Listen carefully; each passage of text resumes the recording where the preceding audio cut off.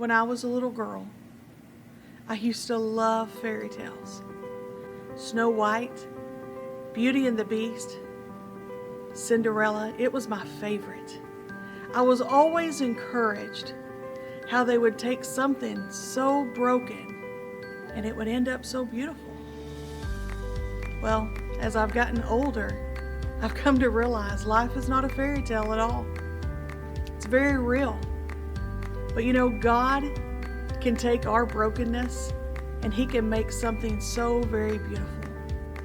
So join me as we explore chapter by chapter stories of faith, determination, and courage of people that you may very well know. You may not think you do, but we all have a story to tell.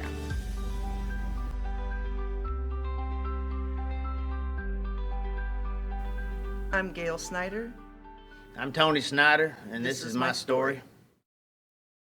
My dad didn't go to church. My mom and her parents were Catholic. So I was drugged to church a lot. Didn't want to go to church. My dad didn't go to church back then. He hunted and fished on the weekends because he worked 5-6 days a week. So that Sunday was his day to hunt and fish and stuff like that. And being a boy, I wanted to spend my time with him and not be in church because I wasn't getting anything out of church. Go in there and either slapped in the back of the head for not being still, pinched, busted all the way home because I was wiggling, and I stayed in a little trouble here and there because I was hyperactive, and in church and in school I got whipped a bunch in school. That's back when they could whip kids, but I took my paddlings and got kicked off the bus. Mom had to come get me, but it was a normal childhood. I thought it was normal. That's the way it was. We camped on the rivers and we fished and we hunted, and on Sundays it was a fiasco because I didn't want to be at church. Mom wanted me to be at church. Dad didn't go to church, so it turned out to be a fiasco, and it wasn't that good. It wasn't. Most of the time Sundays was a pain in my neck, even when I was little.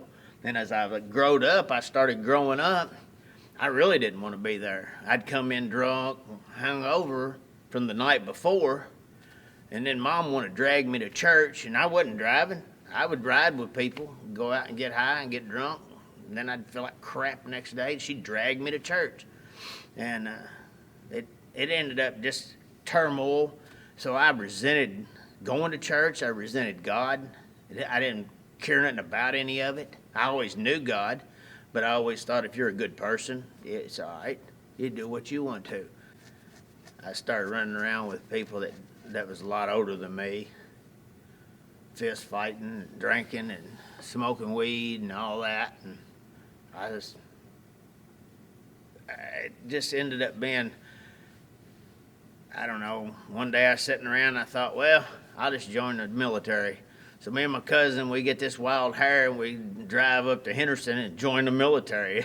Woo, 17. I was like, I'm getting out of this household. I wanted to get out of the household. I wanted to get out of the house because I was tired of living under somebody else's rules. I knew that once I got out on my own, that I was going to be my own man. I could decide what I wanted to do. And the I part is what gets you in trouble. Or the military wouldn't take me, so I had to have a high school diploma. So I had to go back and get my high school diploma. Got that, and the only thing I cared about was getting in the military. So I didn't try that hard. I just enough to pass. Which now I look back on it, I wish I'd have done a little bit better in school. But I joined the military and went to Fort Leonard Wood, Missouri. Took my basic AIT. I wasn't living for God then. Went to permanent duty station at Fort Bragg, North Carolina, and there I met some friends. And I had a bunch of good friends that was in the same unit with me. We run pretty well wild the whole time I was in. We drank, We done dope. I done more drugs in the military than I done out of the military, I'll tell you that. Because it's easy to get in there. And I already knew about drinking and smoking because I guess I drank from the time I can ever remember. I've always drank beer. Never was much an alcohol person until I wanted to get, drunk. But I drank beer. I've been drinking beer since I was little. My dad drank beer. I thought that was what we did. We drank beer. So, but anyway, in 86, I met my first wife, and we got married. I was shipped out several times, 6 months at a time after we got married, over to Central America, and our relationship was really strong when we first got married. And then as I shipped out for 6 months the first time, and our relationship started changing. Now the second time I shipped out, our relationship was totally changed. It was like I didn't know her anymore when I came back. And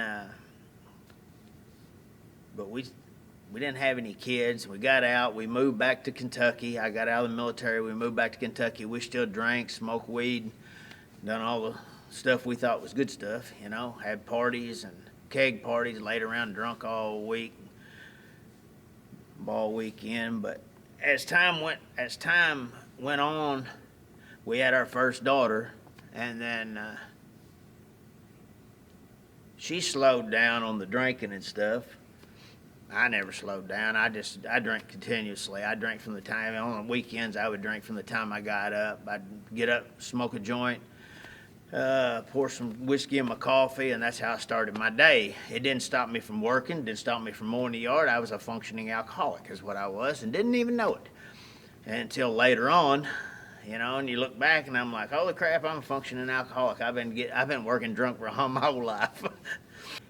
People don't even realize how that is. Most people go home and drink a couple beers at night. I went home from work and drank 14 or 16 beers every night. And if I opened a bottle of whiskey, I drank the whole bottle. It didn't matter if it was during the week or on the weekend. Most of the time I could drink 80 or 90 beers on a weekend by myself, just out working in the yard, just constantly drinking. I kept them in my hands like water. In 95, I gave my heart to God. In 95, I went to a motorcycle preaching convention somewhere, was invited. I thought it was going to be like a party. It ended up being a party that I didn't even think about. But I gave my heart to God in 95. And the only thing I ever remember about that night was I was sitting out in a chair, this preacher up there dressed in leather, tattoos all over him, preaching about God. And I was just sitting there, and all of a sudden I could feel fire like burning all over my spine, and I thought, what the crap is going on? But anyway, I did. The next thing I remember, I'm laying on the altar crying, snot running out of my nose. And I guess I'd pushed 4 or 5 people down trying to get up there, and I didn't even know it. But that's when I felt the overwhelming love of God, and it was in 95. And then I tried to live for God then. I quit drinking, stayed at home. But the woman I was married to, she didn't want no part of God. So it was a couple months. I would get the kids up on Sunday mornings, and I would take them to church. I would take them to Bible study. And I was still riding motorcycles and drinking a little beer and stuff like that. So I didn't think there was nothing wrong with drinking and living for God. I thought that's what you did. So I dragged the kids back and forth to church, and my wife then, she would be like, we're going to do this church thing. Why are you doing this church thing? And finally it just drugged me right back off to where I was at. And actually it was worse than I was.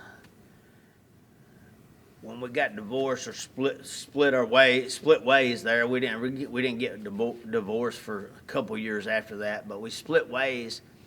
And then I started realizing I sold my motorcycles, I sold my stuff, because it just wasn't, it wasn't fair for me to have my girls and not being spending time with them. Because I always thought that, I've always been a family man. I wanted to take care of my kids. My dad and mom took care of me, and that's the only thing I ever understood. And I think the reason we stayed in the relationship as long as I did is because my mom and dad I never seen them divorced. Never anybody in my family had ever been, divorced. But I knew that it wasn't healthy for them to be raised in an environment where there's constant bickering and cussing and all that stuff, But so got divorced from her, and then lived with another girl, and lived with another girl, lived with another girl. I think there was 4 relationships there, not really relationships, parties, you'd call it, because it wasn't long enough to be a relationship. But, and then the last relationship I was into it for, I guess, almost 10 years. And that relationship there, it changed my life, actually.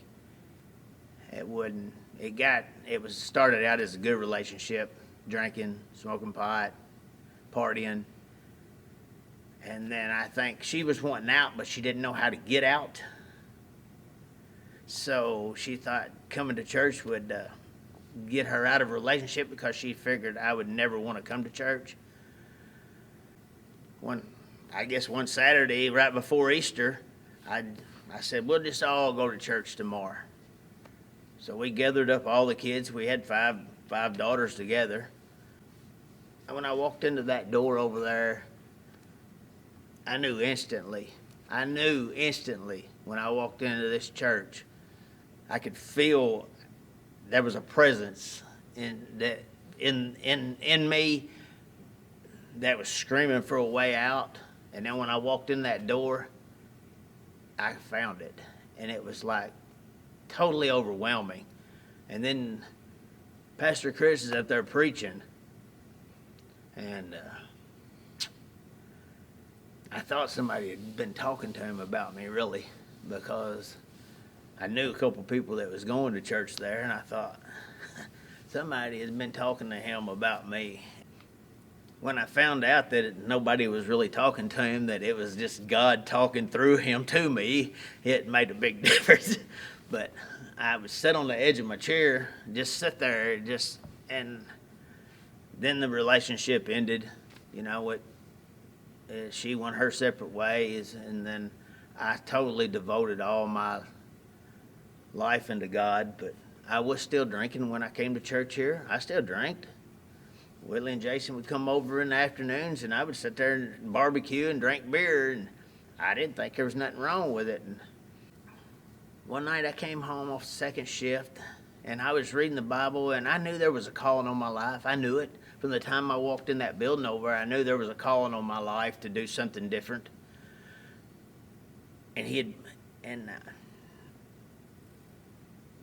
I would sit down at night. I would come in off a second shift, and I would open my Bible. I was living by myself, and I'd open my Bible, and I would sit there and get me a couple beers and sit in front of me, and I would start reading. I would start reading the Bible and drinking my beer, and then one night I came home, and I knew there was something more pulling on me, and I sat down at the table and got me my beers, and I sat down there, and I opened my Bible and started reading. I reached over and opened my beer, took me a big old swaller, and I felt the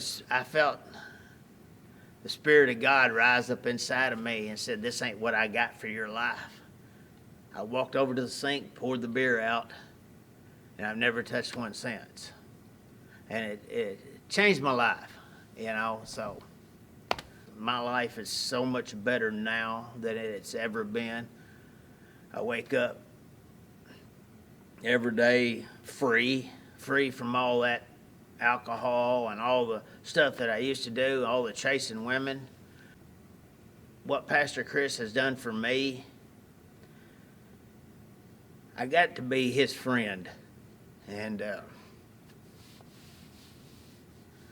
I moved over here because I moved on the other side of the church, actually, because when you leave work and they have a function at the church and you live halfway between work and here, there's always that devil pulling on you to stop at home and not come here.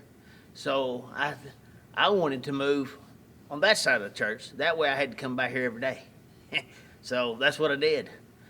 And actually, Pastor Chris is the one that sent me the early bird that showed where I live now, the place I bought. But I got to, as I moved over here, me and him had already been talking, me and Pastor Chris, and I thought we didn't have life group then. We didn't have that then. So I had a lot of questions. So when I moved over here, I would stop at his house and talk to him. The relationship, I was going through all that, getting out of that, and I was trying to live for God, and I was still cussing like a sailor, and it was just this constant pull. Sometimes I wanted to quit and never come back because it was easier to stop at the liquor store and get some alcohol than it was to come to church. And it's just, so I would go to Pastor's house and talk to him and sit on the porch, and he would just listen to me. He never judged me for anything, even when I was cussing, and because I cussed in front of Catholic priests. I didn't care. I didn't. But as I was talking to him, and I understood that he never judged me for who I was or where I've been or where I was coming from. He always just listened, gave me his advice. He never said, well, you need to do this. He never did that to me. He always just listened, knowing he was praying for me the whole time to be a better person and to break all that stuff off and start living a life of freedom. But I would talk, asking questions, and what he done most for me is him being the man of God that he is, made me want to be who I am now. There was me and my mom and my dad and my sister that was 5 years younger, and then my mom's sister that was her best friend, and she was always there for me, and my sister always there with my mom. My mom usually didn't have a car most of the time, so my aunt took us everywhere. For the most part, we did everything together, shopping, everything, grocery shopping. Usually on the weekends, my mom would have the car, and we'd go to the laundromat pretty much by ourselves. That was about it. Otherwise, my aunt was with us pretty much all the time. So, that was, and then when I got to be an adult, my aunt, I was there for her when she needed me later on in life. When she had cancer, then I was there for her at the end. But, my dad sometimes he could not be the best dad. There was some abuse sometimes. He, if he didn't like what we did, he would take the razor strap to me and my sister and to my mother. So sometimes I feel myself haunted by those memories. Or I did, maybe, before the freedom class. Now, my sister and I could laugh about them. We'll joke about them.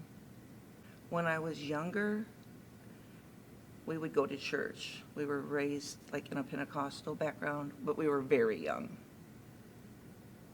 like elementary. And then after that, we didn't go to church anymore. We could go in and out if we wanted to. My parents stopped going to church, and we could ride the bus if we wanted to go. So if the bus came around and asked us if we wanted to go, they would come pick us up.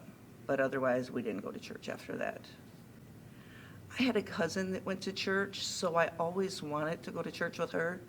I seen what church did for her. So I would want to go to church with her, and I would come to church with her sometimes. And I would go in and out with her to church. So when I was 18, I met my son's father, and that was not a good relationship for me. It was quickly lived, and then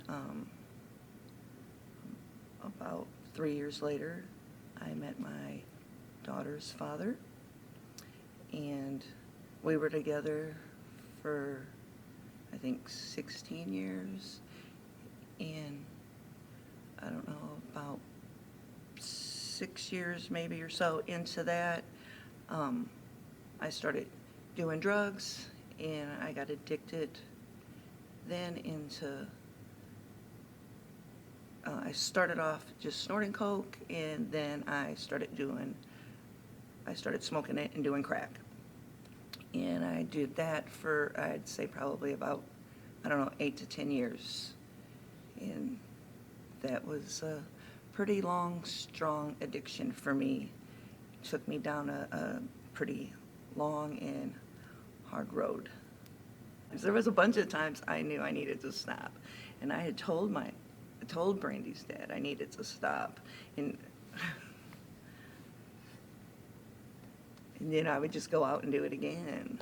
I didn't want to raise her up there because she was getting ready to come to school. But I also had my son that was up there, which he chose to stay there. He didn't want to come down here with us. He wanted to stay there and go to school. So then when we did come here, he knew what I had done, and I had to pray for Brandy that she did not remember having, if she did see anything, that she would not remember anything. And God has taken any of those memories away. If she did see anything, she does not remember anything. And then when it came time, he told me one day that it was time for me to tell her the truth. And I shared things with her, and she does know my story. Now, Anthony, he had to deal with that, and it was hard for him. There was times that he would call me up and let me know what he felt and would call me names. But then during her 5th grade graduation, he came down, and I was in the hallway ironing clothes, getting ready for her graduation, and he told me how he was proud of me and thanked me for moving away and giving her a better life. And he was proud of me.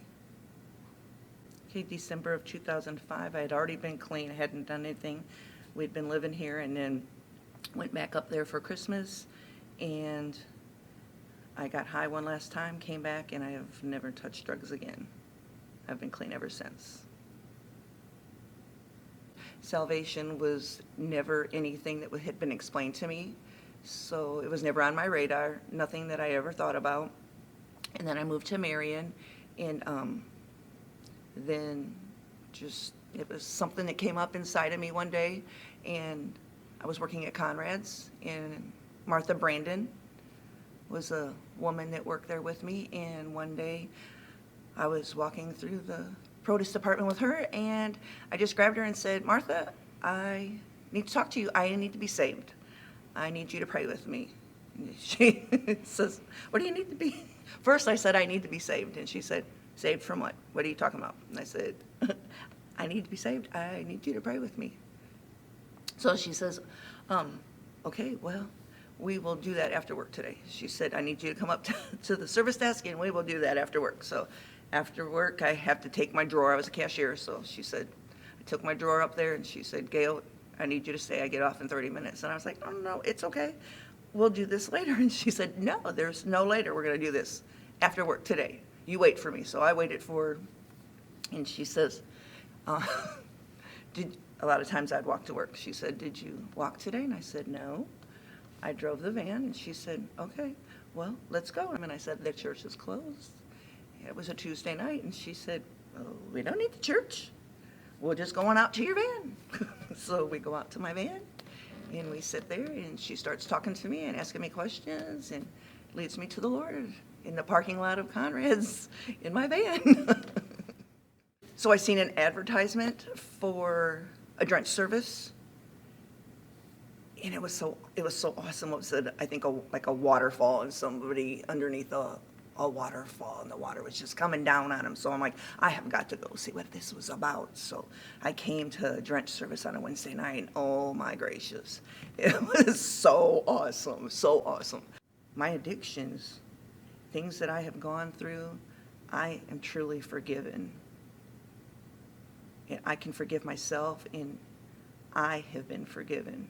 Not just that I have forgiven myself, but Jesus has forgiven me. Whether other people forgive me or not, he has forgiven me, and I could live in that forgiveness. I lived single for 10 years. It was just me and my daughter for 10 years. And so one day, Tony Snyder walked up and told me that he had been praying for a godly wife, which I knew. And he told me, no, really, I've been praying really hard for a godly woman, for God to bring me a godly wife. I know. And he said, no, I mean, really? And I said, I know you have. And he said, no, but he told me that it was you. And I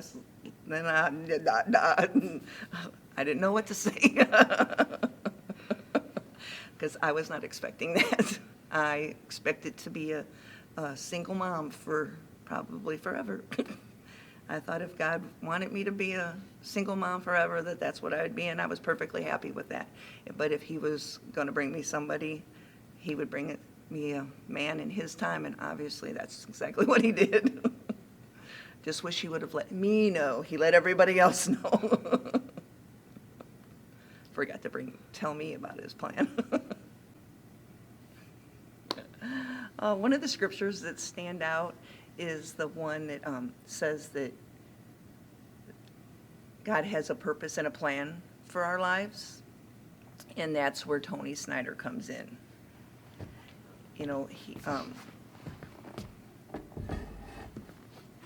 God had him, I guess.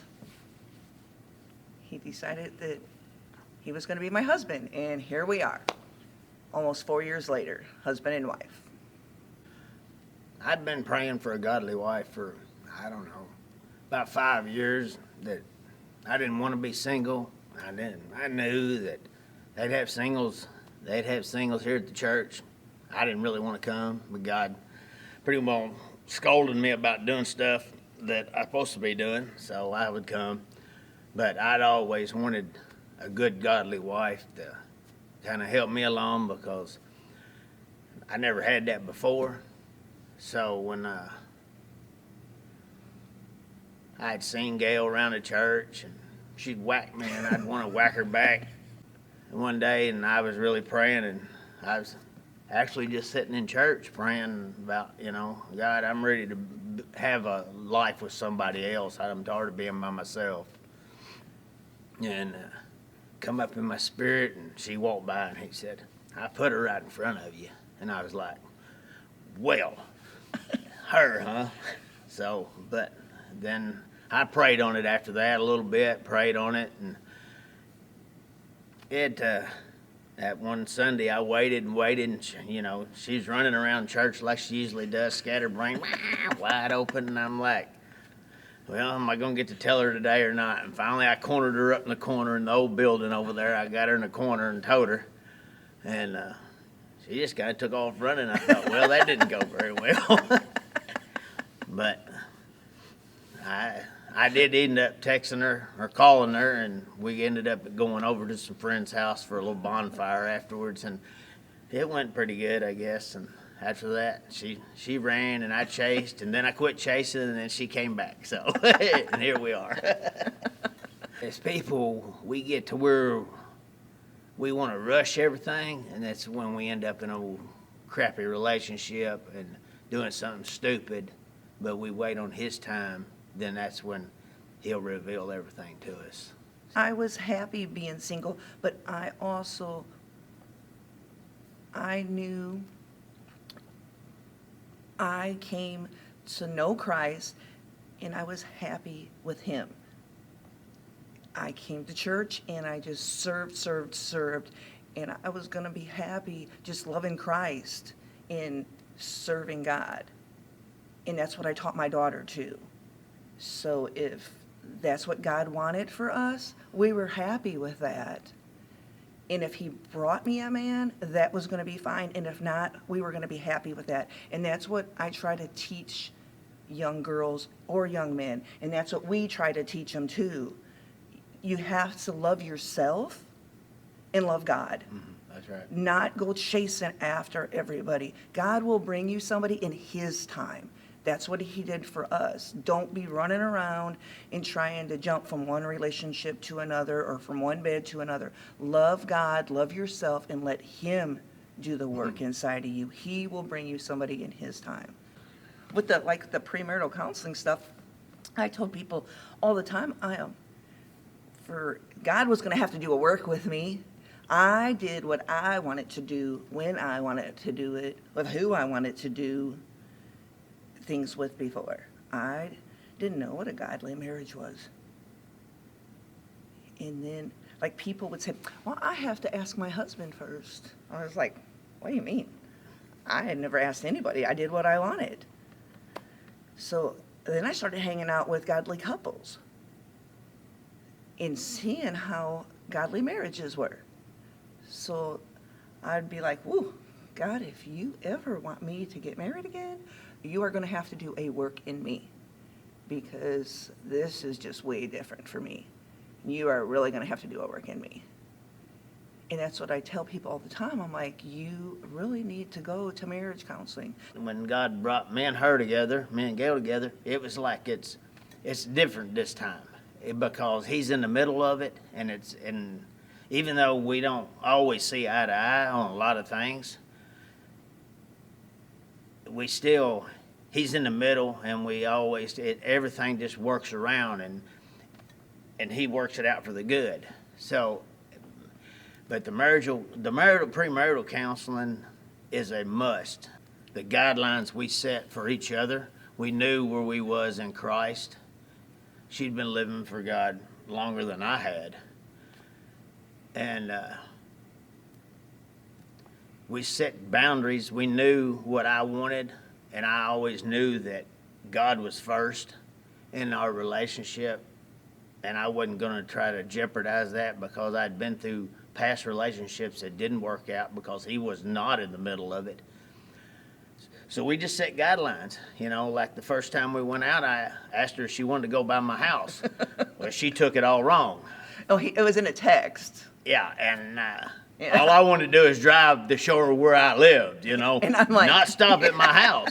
But she was like, I don't feel comfortable with that. I'm like, why? I didn't understand. I was like, oh, no, we're not stopping.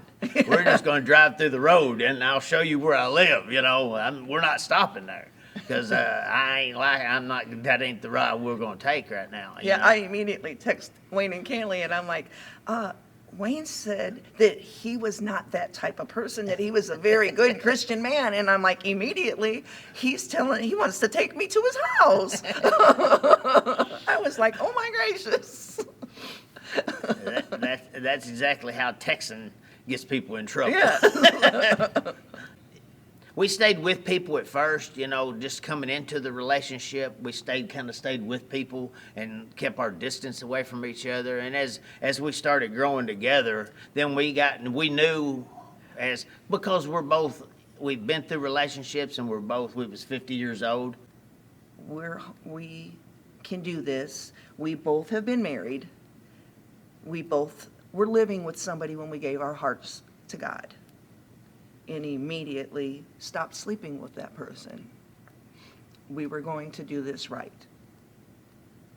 So now we are living for God, and now in a godly relationship, and we are not having sex outside of marriage. So at first, we would not be alone together. So now, if we're going to be at home by ourselves, we know our guidelines. It's accountability amongst ourselves. For myself, I wanted more out of life than this, and that's what I understood by going through past relationships, that I was wanting more out of this relationship, and knew where my guidelines was through God, So, and I knew if I wanted him to bless this, then I had to do right. you know. So I think that was the biggest thing, and she knew that's what she wanted, and that's what I wanted. So it kind of put him in the middle of this relationship right off the get-go. Coming to back to life in Christ after we become a couple, a married couple, it was it's totally different now that now you get to share your relationship with God with somebody instead of just sitting out there by yourself. It's made a big difference. And she has a serving heart. Mine is not so much, but I like to serve. But I like to serve where I want to serve. You know, she'll serve anywhere. That's what she and. But watching her serve, it gives me joy. You know, serving God with somebody is a whole lot better than just doing it by yourself, getting up out of church and going home. It's better to serve with somebody. And it's been I don't know what you'd say. It's been a good journey for us, and we found a place over. We like serving in the children's church together as a couple, you know, check in, and it's really made a big difference watching her and me with the kids, and you know, it gives us a different outlook towards each other, you know, because I like the kids, so I run around playing with the kids, and she checks people in. Yeah, that's funny. We're Tony and Gail Snyder. This is our story.